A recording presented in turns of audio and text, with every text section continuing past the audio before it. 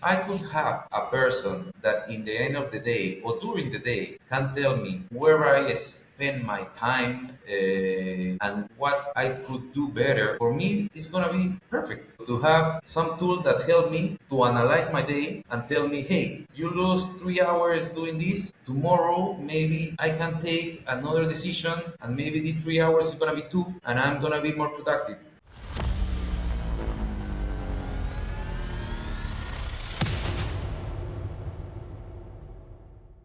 Welcome to the Connected Shopfloor Podcast, where we explore real stories and big ideas that keep the factory floor buzzing. In today's episode, we have Luis Moreno from Peru. He's currently the plant manager at Megapack in the flexible packaging sector, and he will be telling us how Peru faces massive competition from Asia and other Latin countries, how quality is crucial for them, and how being close to the US and Canada plays a key role. Also, when looking to new generations, they seem to have surprisingly the same challenges as in Europe. I hope you like this episode. I'm Marco Tschan, and this is the Connected Shopfloor Podcast. Luis, I love to start with something that's actually part of our shared journey. You're currently managing the Megapack plant over in Peru, and you hold a unique record with us. Your company was the very first to carry out a ProGrow installation remotely, literally across the ocean, and we never even stepped foot inside the factory. I'm really curious to hear your side of this story. I know we are in the other part of the ocean, but it was really easy to handle. It was really easy to make the meetings, the coordinations, to start trying the software. It was really easy also for the maintenance team to understand how to install the devices, how the devices will work. And how did the team react to having this new tool inside the factory? I think it's really important to explain them for what is the tool. Because, and I can put you a little example. If I could have a person that in the end of the day or during the day can tell me where I spend my time and what I could do better, for me, it's gonna be perfect to have some tool that help me to analyze my day and tell me, hey, you lose 3 hours doing this. Tomorrow, maybe I can take another decision, and maybe these 3 hours is gonna be two, and I'm gonna be more productive in the day. So at the end of the day,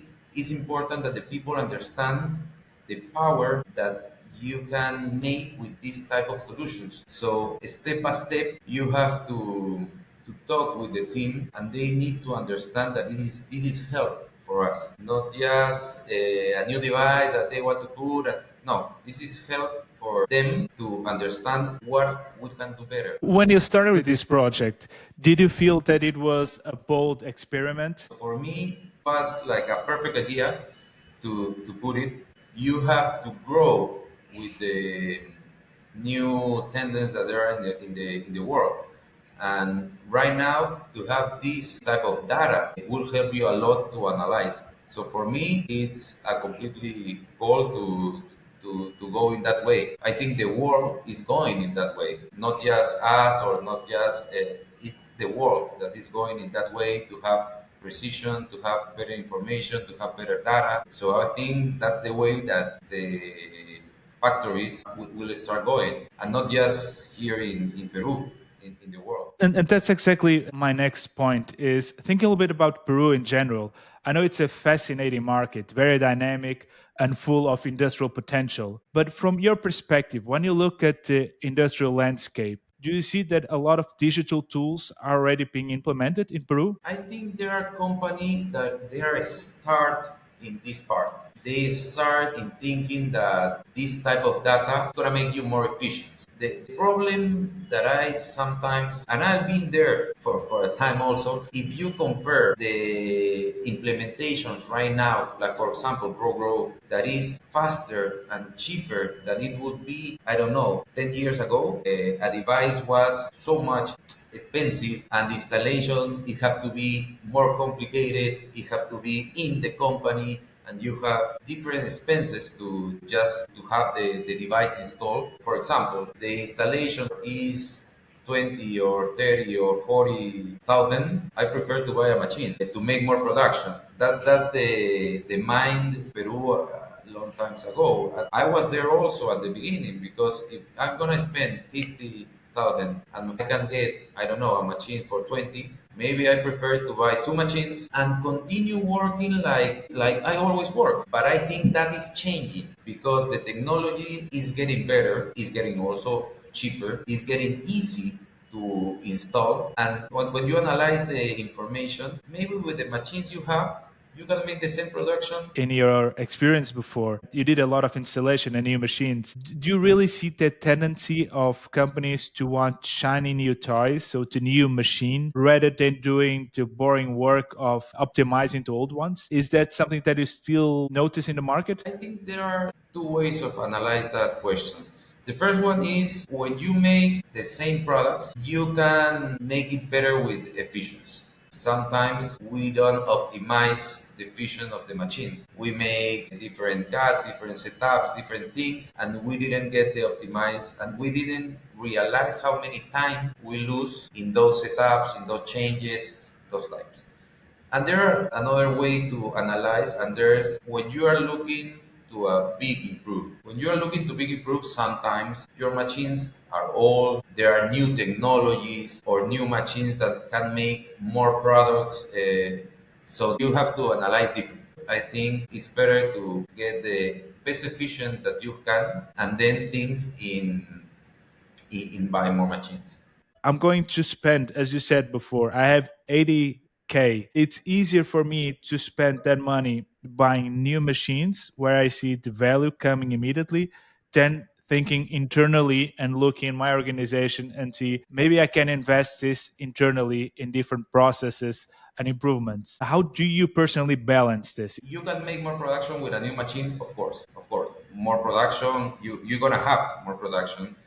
Uh, but what I like to do is to analyze if my actual state is the one I want. Because if right now my efficient is in, I don't know, 50%, and I know I can make 60 and 70, and with that I can complete my demand, my capacity that I need, I'm gonna look for that way.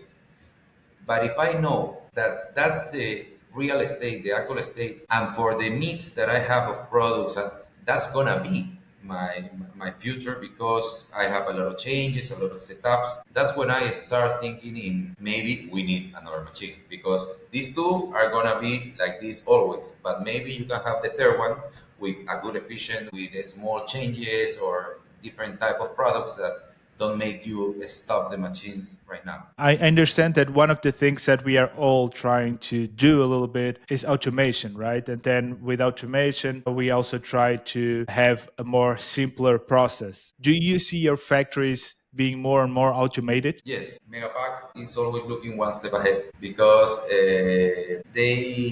they're always looking for new devices, new machines, new accessories for the machines. Like Pro, one of the directors of the company found the company and he translated information for us. The directors of the company are always in different fairs to see how the world is moving, how the world is aiming, and that's what they say to us and send information, and we start research things, machines, brands, and that's the way we can start being more competitive and aiming for automatization. We are looking for new softwares to be more efficient, new accessories that can go faster or make it better. I know you worked in many different companies before, different industries. When you look at the broader landscape back at Peru that you know pretty well, what do you think are the main barriers for companies to start implementing these digital tools and systems that you were just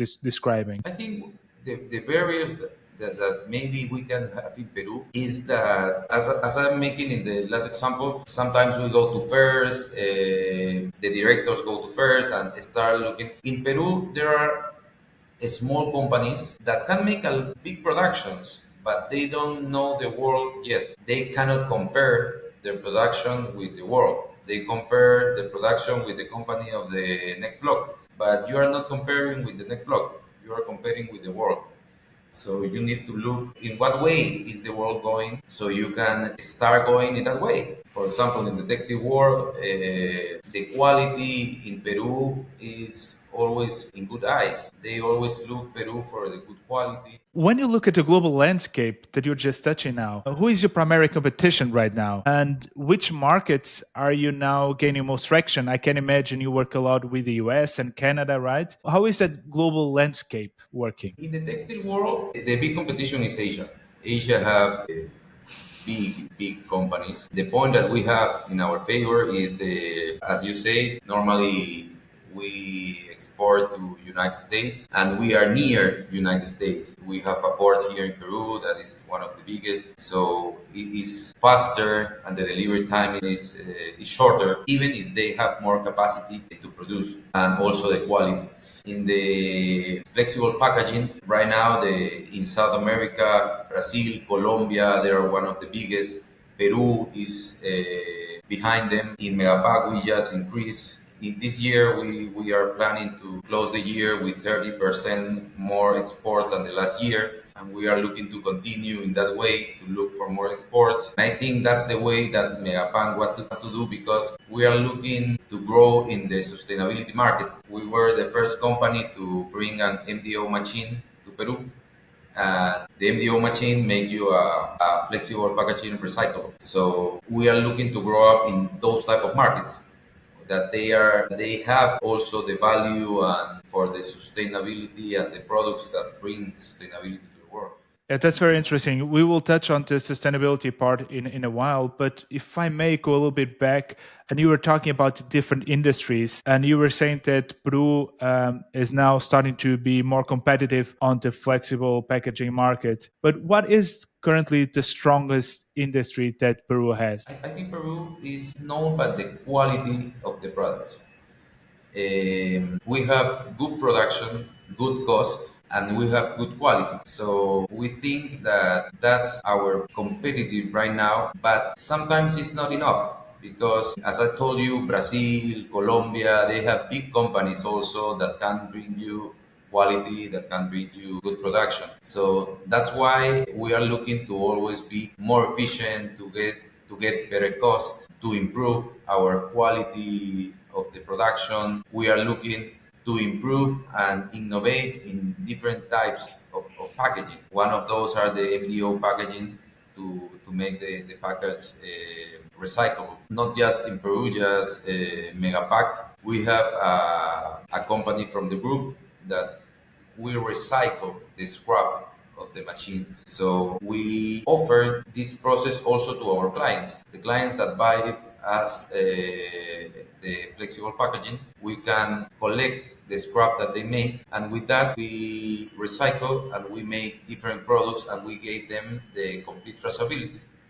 Or for example, with your scrap, we make wooden pallets for that company. So we are looking to complete the circle, and that's the difference that Megapack want to bring. We believe in the sustainability, not just I don't know if I can say this, but not just for the marketing. We think it is better if you really make it and you complete the circular sustainability and you complete it with clients, not just inside or behind the desk and oh yes, I'm doing it. That's no. Our clients know what we are doing and that's I think is better for everybody. Yes, I understand that. And I look from that perspective that you have to have long term planning if you want to bring in those sustainability innovations and initiatives, also new packaging systems, as you were talking about before. But it's interesting because I know that in Peru, you guys are famous for this separate cards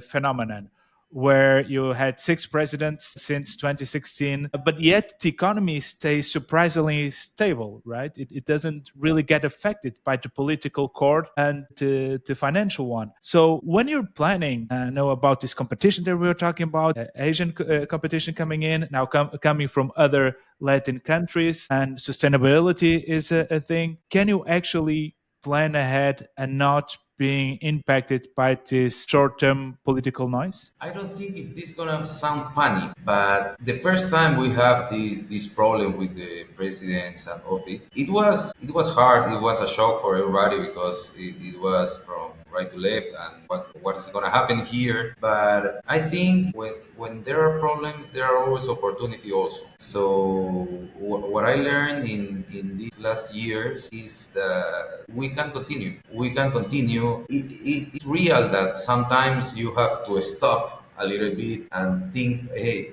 let's wait 3 or 4 months, or let's wait a little bit. But if I can tell it for the long term, the plans, the programs, the planification was the same. At least for the textile work and the flexible packaging, the plans that we have, they continue. Maybe they stop 3 or 4 months.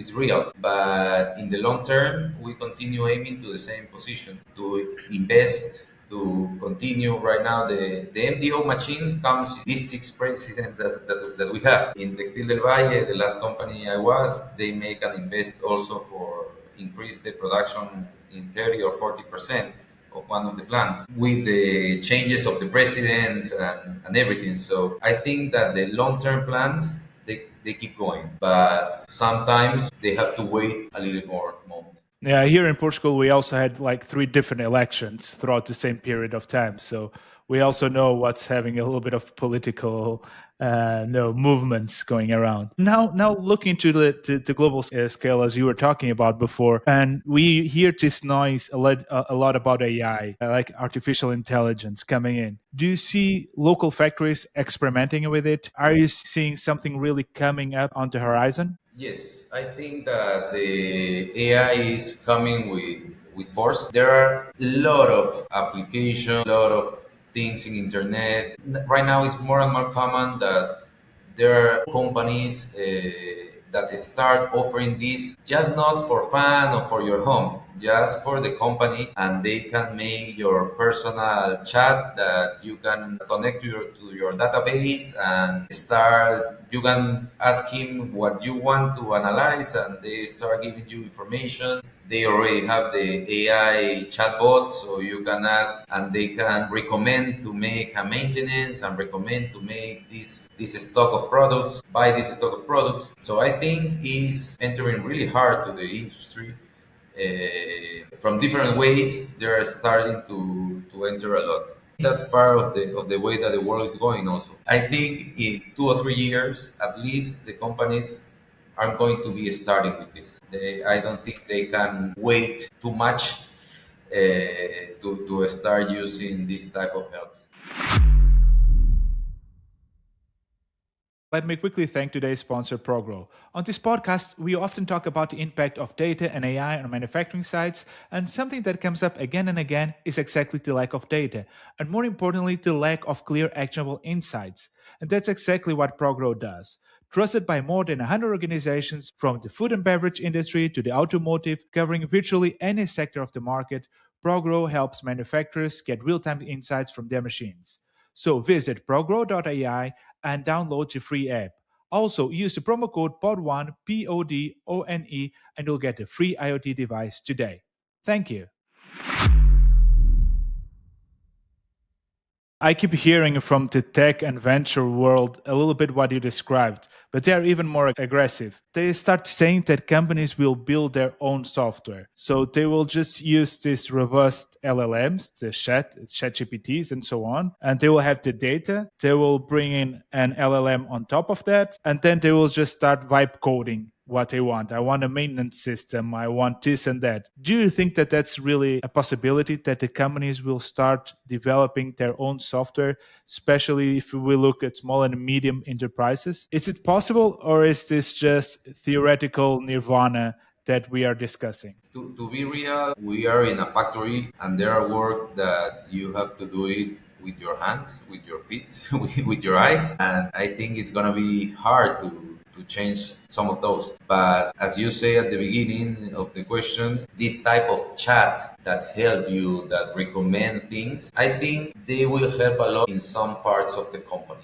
There are also parts that need different experience, or that the theoretical part is not the same as of what happened in the mechanical part or in the real time. So I think they will help, yes, a lot. And I think there are companies that will have a huge advantage of that technology. But I think also that there are companies or factories or process that are not going to be that easy. Maybe with the time, this type of connection with the database, with more models of AI, maybe they can do it better time by time or step by step.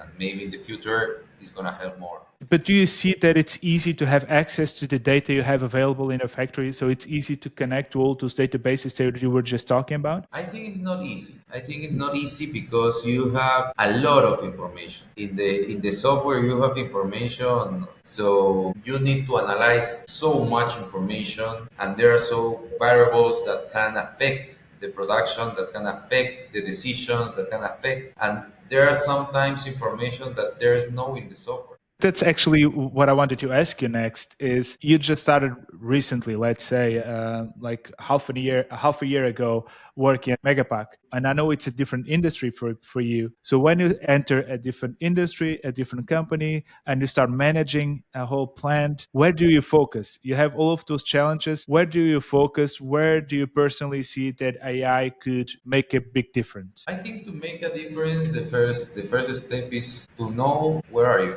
Mentor one time when I was younger, and he told me a small phrase that for me is important. You have to manage your factory by walking. I don't know if that's the exact translate, but he always made manage by walking, and that's what I did here. The first month, the first 2 months, I was walking all the company at the morning, at the evening, at the lunch. Every time I was walking, talking to the people, know what they're doing, know their name, how many times they are here. And I think that's the first step to know the company, to know what's happening in the floor. That sometimes the number doesn't give it to you. You can see a number, say 60. Okay, it's 60.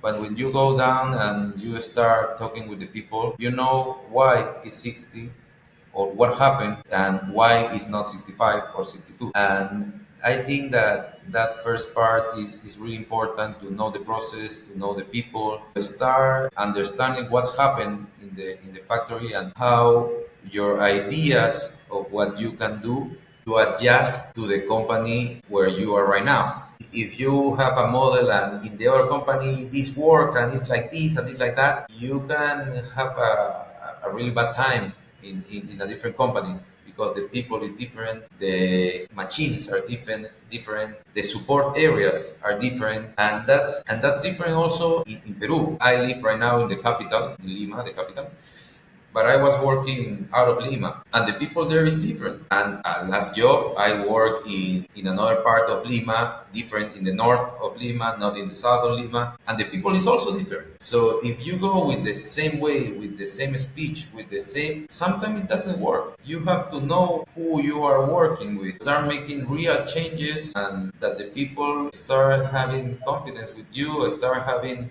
okay, that guy, he knows my name, and that's really important, I think. So you understand what's happening. You started managing by walking around, talking to people, and you start understanding. For instance, maintenance, there's a problem. Logistics, there's a problem. Production, there's a problem. Night shift, there's a problem. How do you start setting priorities where I'm going to focus next? Because I can imagine after a while, pile of problems will be big, right? That's why you were hired to change a little bit things. How do you start setting priorities? I think that you have to have clear what you want to measure and to control. To be honest, I have a meeting with the CEO of the company and the directors, and we start looking at what we are looking for Megapack. We are looking to increase this, to move this, to change this. We have problems here. So we start making a plan of what we have to do at the beginning to start prioritizing and think, okay, we're going to start here and then we are going to here and here because there are always things to do. And there are some changes that you have to do to start aiming goals. So that was the first steps of the first 1 2 months that I was here in Megapack, to knowing the process, knowing the company, to start talking more with the directors and the CEO, to have the aim clear, what we are looking, and to get prioritized some changes that we need to do, or some different factors that we need to measure, create some indicators also, to start looking to different things that we weren't looking So I think that's the way we prioritize the work at the beginning. So a lot of data. You look into data, set KPIs, and then you have these projects that have to impact those KPIs. So you're personally responsible for some KPIs then. Yes, yes, yes. We have KPIs. I have meeting with the bosses of the plant every week to start looking for the KPIs with my boss also with the CEO of the company, and we are looking to improve also the lean manufacturing. But does that create a lot of pressure for yourself? You just started in a new company, you set a certain type of goals. How is the amount of pressure that you feel on a daily basis? I think it's part of the position because I work in production since the beginning of my professional life. I get out of the university and I start working in factories from the first day until today. More than 15 years, right? More than 15 years, just in production, maintenance, planification, always in the factories. And for me, that stress maybe is part of the work. You always have a problem here, a low efficient here. It's not perfect. And that's why we are here. If everything were perfect, okay, maybe the operator can work alone and all the production is going to be good. But it's not like that. There are always things that you have to arrange, to change, to continue improving. So I think that stress is part of the position of knowing that you are in a factory, that you are in the process, and you know there are variables that can change, that can move a little bit in tolerance, and that can make you a different part of the product. So I think it is part, and for me is really, I don't know if the word is joyful or After describing that stress, the environment, saying it's joyful, it's just for people that really love it, right? You have to love it in order to do this job, right? yes, I think that's it. I think that's it. I really like to be in the factory, to have this adrenaline in the day that this have to be here, this, oh, you have 2 hours to do it. And that's why I continue for this more than 15 years and I continue here. Hey, Luis, let me shake things up a little bit. I love to move on to a short segment, which we call Press and Guess. The idea is very simple. I throw a few questions at you, and the challenge is for you to answer them as fast as you can. Is that okay? Okay, I can try. Data or intuition when making a tough call? Data. For a tough call, data. So you're not going to go get feeling I should be doing this. If it's a thought call, I think data is gonna help. If it's a thought decision that can have a lot of consequences, that if it's a decision on the day that you have to make it, maybe intuition is the way. And there's where the 15 years come in, right? Good intuition. Yes. Would you rather have a perfect planning or a flawless execution? I think a flawless execution. I think a flawless execution. The paper, when you are planning the paper, you can write whatever you want in the paper. You can write that tomorrow you are going to do 20 tons. The paper is not gonna tell you, okay, you can't.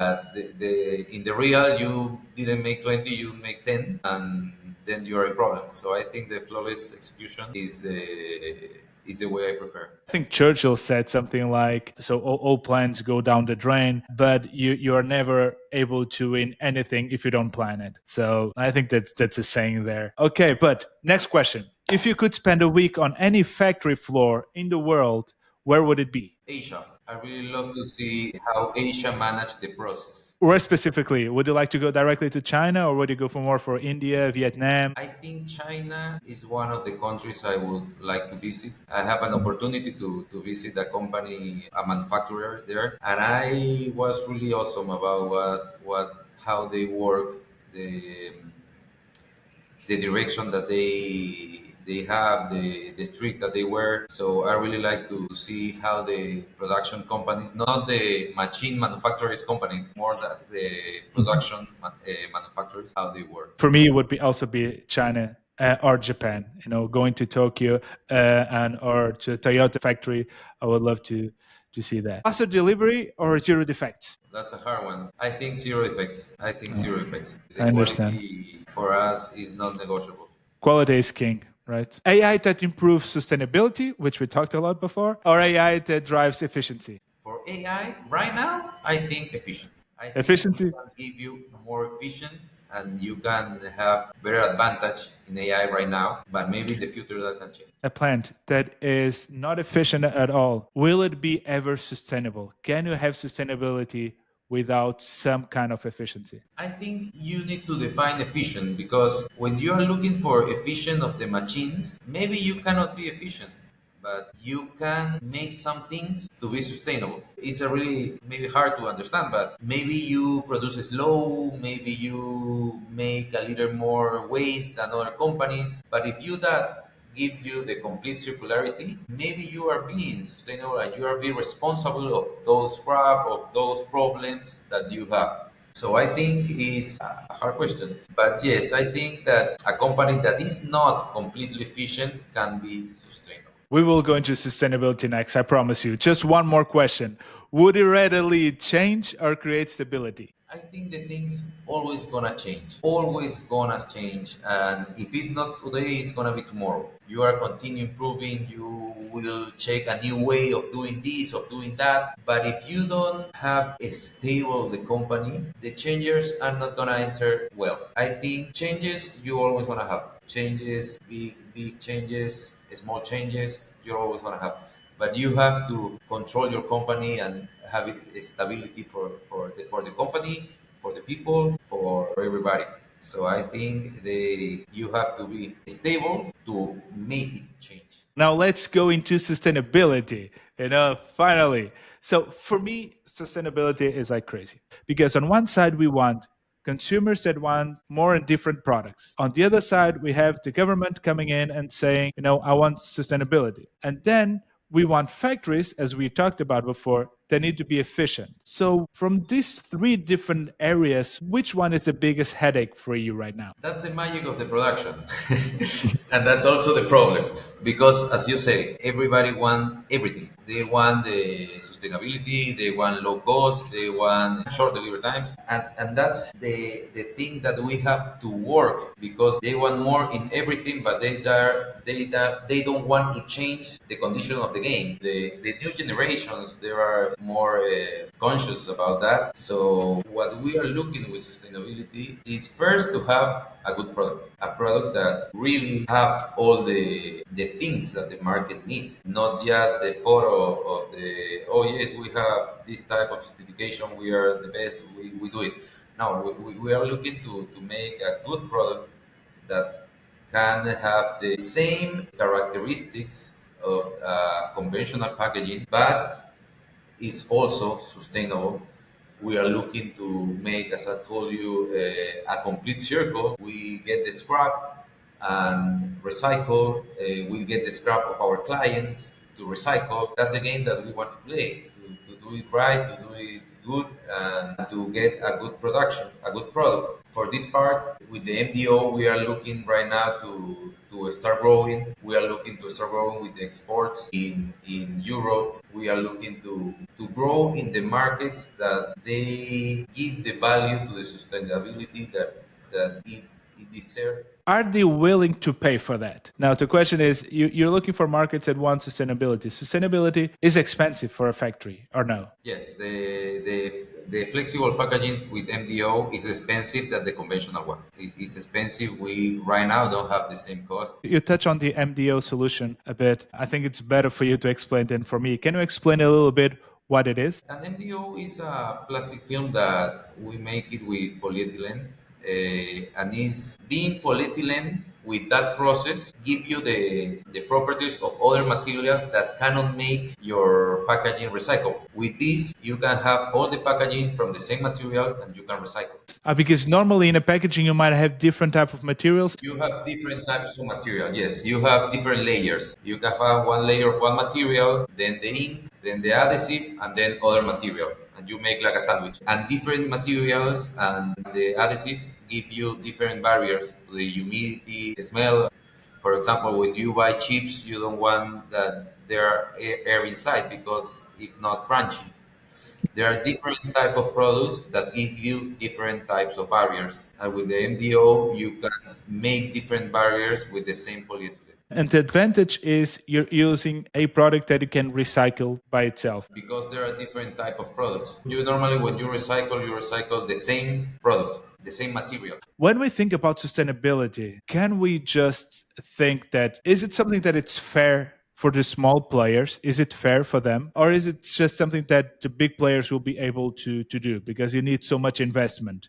Are we not hurting the small players? There is market for everything. If you are strict with this, maybe it's not that fair because they have different options to as you say to buy more machines or buy different processes for the company. But I think that the world is really big. The market is really big. As I told you, we are looking to grow in some market that give the value to the sustainability, but there are a lot of markets that they continue growing. The first time I entered to Megapack, I entered to a supermarket and I didn't realize how many products came in flexible packaging. For me, it was whoa. There's a big market here. You have medical, you have food, you have milk, you have cookies, you have a lot of type of products, and not all there are interest in the sustainability. So I think market to continue growing without sustainability, it's part of the game right now, but maybe in the future. I know Europe, they're starting making some laws or some different certifications to start changing in the 2030, 2035. So I think that if you are a company that you are looking to grow in different markets, you have to get in the same way of sustainability. Maybe if you want to stay in different countries or in local markets, maybe in the future you are not going to have problem. But if you want to grow and go to the world, I think sustainability is going to be part of the way. If it's not today, it's going to be tomorrow. But do you think it's a fair fight? For instance, if you have a big player, he can invest more in sustainability without hurting the business. A small player will feel the heat more. Also, if you, for instance, Europe, as you said, if they start regulating all the factories that they need to be more sustainable. And then, as you said, we have this, for instance, the textile war, huge competition coming from Asia and other countries. And if they don't have the same set of rules, so if you're not playing with the same rules, you might lead up to a fair competition. How do you see that? I think you are right. If you compare with the regulations of every country, sometimes you lose, sometimes you win. There are a lot of factories that had different problems in the past because they have different processes or different controls in the companies. And I think in that way, there are companies that are in disadvantage because if you want to compete with them, you have to make more investment. You are playing with the world. You have to see which is the way that the world is going. What Europe is doing is giving you time to know that to enter Europe in the 2030 or 35 of the year, you're gonna start to go that way. So I think that's the time that the companies need to analyze right now and see I'm working with Europe. In 5 more years, I need to change this or that because I want to continue growing there. Or maybe I turn 180 degrees and say, okay, I'm going that way, and no sustainability. But that's the decisions that have to make the companies a little bit unfair, maybe because the rules are changing, but that's because the world need it.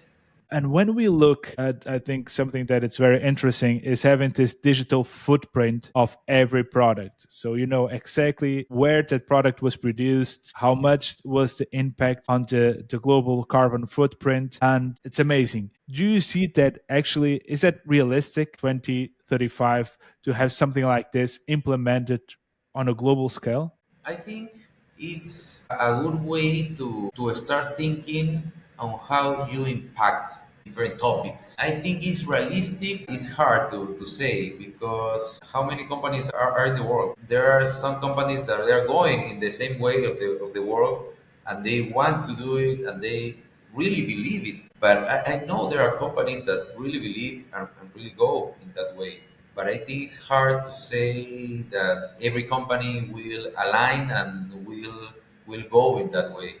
At least in Peru, I think that's really, really hard. Maybe in other countries, there are more percentage of companies that can go in that way. Now, let's zoom out of sustainability and look at you, the person behind the plant. So, help me understand, what does a day in the life of Luis as a plant manager actually look like? How is a normal day for you? Normally, when I come, I see the production report, numbers of last day, and then I normally go to the factory plan by plan to see what happened. We know the number, how are the machines, they are working, they are stopped, what happened, what problems we have in the day, and after that, I normally go to quality laboratory to see if there are some problems, if the results of the last day, and to help to take some decisions if it's needed. And when you look at your day, a week or month, where do you think most of your energy goes to? Where do you dedicate most of your time? Production and quality. Those are the two topics that every day we have to see. Support part, the planning part, I think that you have to check it every day, of course, but if you say of how many time that takes in the day, I think the production time, that the machines go efficient, that the machine produce what they need to produce, that's one of the things that take more time. And that's why I'm waiting to continue growing the ProGrow, to have those information easier to analyze, easier to have a good decision, to take good decisions for the upcoming hours or coming days. So do you normally have, customer complaints coming in or products that is delayed and is not being shipped at the right time? Does that come to your plate? Yes, it's normal. There are always things to talk about the commercial part.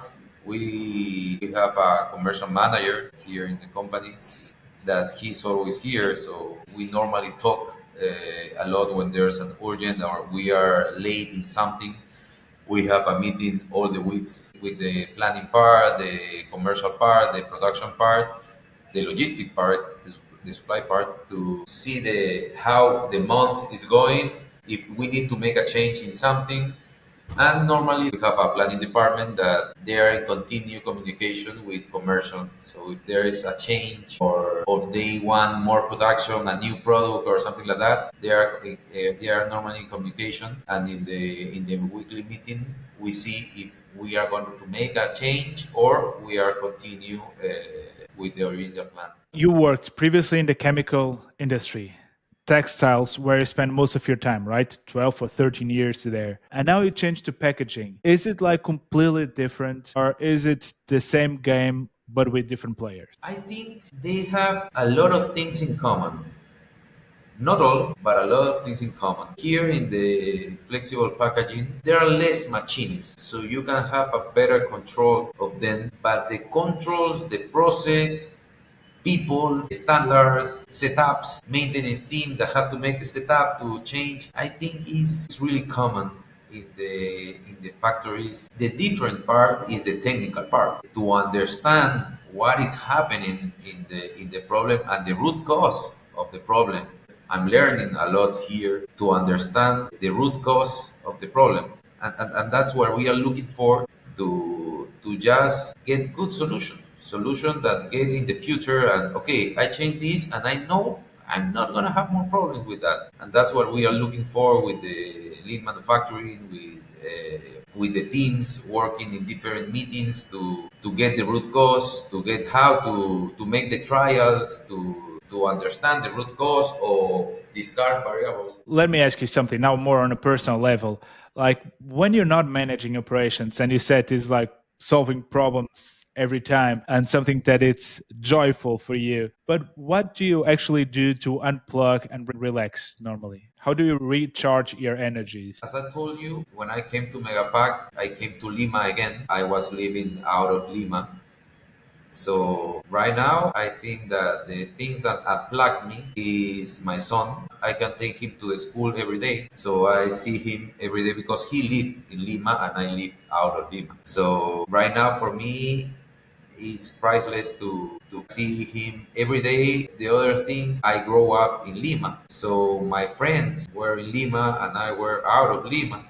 So right now I can, I don't know, play basket with my friends someday, see other friends, go to eat something, and I think that that's important. You never unplug totally. You have a cell phone with WhatsApp, and the message enter, and you read it, the notification, and you see something happen. But maybe you can disconnect 1 or 2 hours and then continue, because as we talk, I know I'm in production, I know the factory works 24 hours, and that's part of the people that we are in production. We know that don't don't stop. It's really interesting that you bring your son in, because my next question is a little bit related with that. I came across this insight, and I'm not sure if this is still true today, but it says that a good plant manager in Peru is often described as strict, but essentially a father figure to the team. Is that true? I think there are moments that, yes, that's true. When you manage people, you see every person is a different story. Every person have different problems, different solutions, different education, different friends, different neighborhoods. You have to start in some things to start understand them, to understand why is happening. Here in Megapack, I'm just some months here. There are 2 or 3 people that we talk about some personal issues or personal problems that they have. In my last company, when I was the knitting manager, I have a lot of conversation of that with the people. And that's part of the job also, to hear them. They are here with you working, and you can be with them, listening to them, and make it your best advice, because I'm not a psychologist, but but maybe I can hear you and I can recommend what I do in that position, or what we can do to help him. So I think it's important to hear them. There's not always the time to hear everybody, but at least when we can, I think we have to do it. When you look in terms of the young talent approaching work today, what do you think that they bring to the table that's a little bit different from to the previous generations? Boy, that's a hard question, because the new generations, they want everything fast. They are really, I don't know if the word is anxious, to have it all, and if they are 1 year in one position, they are stuck, and they think they are not growing. And I think it's amazing how they don't tolerate that, and they don't understand that the world is not going as fast as they want. I think it's part of the moment that we are living right now. I can make you an example. When we were kids, if you want to see a program in the television, you have to wait until the next week to see the next episode. Right now, you put every streaming platform, and you even can omit the introduction and the last part. So you see the complete episode from the minute 3 that really start to the minute 22 that really end, and start in the next minute the next episode. So of course they don't tolerate to wait, because the same with the food. When I was younger here in Peru, there are not so much deliveries, so you have to walk out and go to, and that takes time. 15 minutes to talk, to get to the market to buy, and then right now they call, and in less than 10 minutes the delivery is in the house. So if you tell them that they have to learn 3 years to have the next position, they start getting a crisis. Or in an interview, one of the questions is this remote work, and no, it's a company. The new generations are hard to manage. I know that from that television thing. I remember when I was a kid, we only had 4 channels, and each channel it would take like 15 minutes of advertisement, and I would watch them all, and I would be there just waiting for the next 15 minutes of the TV show I was watching to have another 15 minutes of advertisement. And nowadays, when I'm watching YouTube and I have those 20 seconds that I have to wait, I'm already nervous. I'm like, Jesus, 20 seconds? That's a lot. So I think I think the whole world is a little bit more stressful, and as we get things so quickly, right? Amazon now, you have Uber now, and have Netflix. But yeah, I agree with you. But when you look at professionals today, what do you think that they are more looking for when they apply to a company you are working in? What do they value besides the remote work? Right now, the world is moving so much faster. So, for example, Excel is a really good software to make numbers and make graphics. And maybe right now there's a person that is really, really good, really, really good. But if that person don't have a potential to keep learning, to keep growing, when tomorrow we don't use Excel, we use Power BI or another tool, he cannot adapt. And with that, you can start making that person growing, learning, and making continuous improvement to them and to the process of the company. When you look in terms of talent overall, is it easy to retain people? Is it easy to hire people back in the capital of Peru, which I think it might be easier? Is it actually? I think it's not easy to retain people right now, and that's part of the what we were talking about, the new generations. They think they are stuck really soon, so they are start looking for new options really fast. When I was younger, maybe our parents, when they get a job, they think I stay here all my life. Thanks God I got a job.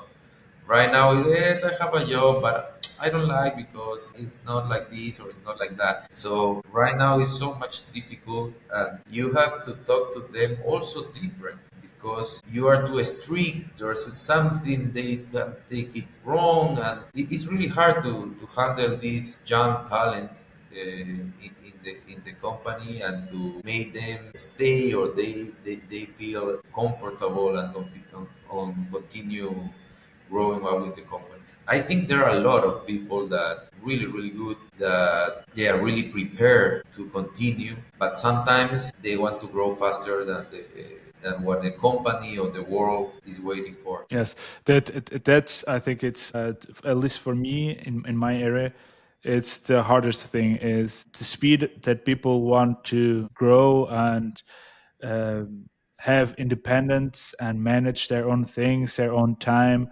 Want to also be promoted is a really fast speed that a company it struggles to grow at the same speed as these expectations. So hopefully, I'm in the tech world, so it grows also pretty fast. But I can imagine for the standard markets, it has to be really tough because you don't have managers every week or month available, manager positions or other positions available, right? It's just a certain limit. But when you're hiring and looking at the market, is there a lot of people available to work in the manufacturing world, or not that much? Yes, there are people that want to work. It is different in every type of level. Because, for example, as I told you, I live in Lima right now, but the company is a little bit in the south of Lima. So it's not like being in the middle of Lima that you have a lot of people. The 30% of the country is in Lima. So we are 30 million of people, more than 10 are in Lima. And all the way of Peru, there are the other 20. So Lima, there are a lot of people, but the traffic is also really, really hard in Lima. So going from the north to the south, it can be 2, 3 hours. So 2, 3 hours, then go to work, then return to home. There are people that it's not.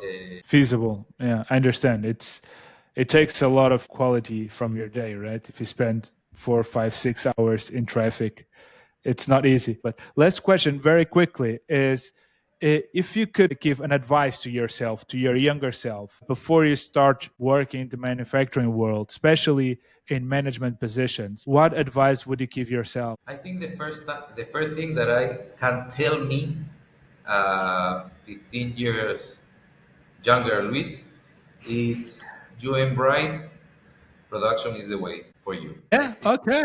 that's That's the really first thing awesome. I can tell me because I enjoy my work. I like to be in a factory, to be with machines, to be with the process. And the second thing I can tell me is that believe in the things that you learn. Every mistake you make, if you really learn about the mistake, it wasn't a mistake at all. It was a lesson. So but you have to learn of that because if you make a mistake, tomorrow make the same mistake, then you didn't learn nothing. And that's not the way. So I think that making mistake can give you or can make you be afraid or something like that. But it's part, and if you really learn and make it a lesson, it's gonna help you a lot. That's a great advice. Hey, Luis, it was really awesome to have you here. I love the insights. I love to learn more about Peru. I definitely have to come and visit one day. Such an amazing conversation. Thank you very much for doing this remotely with some technical issues and everything. But I think it turned out great. And again, thank you very much. No, thank you very much. Thank you very much. Join our Connected Shopfloor communities on LinkedIn and Reddit. And subscribe our channels.